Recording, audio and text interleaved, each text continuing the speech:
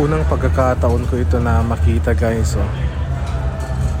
Medyo may amoy siya, mabango din guys, pero hindi siya kabanguhan. Kakaiba nga lang kasi first time ko nga itong makita eh.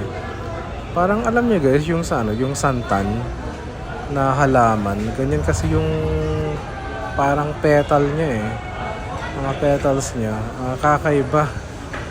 So, pasensya na guys, hindi ko alam kung anong pangalan nito.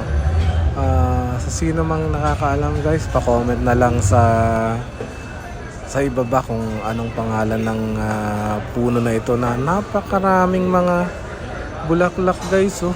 Kaya ako na nagtaka.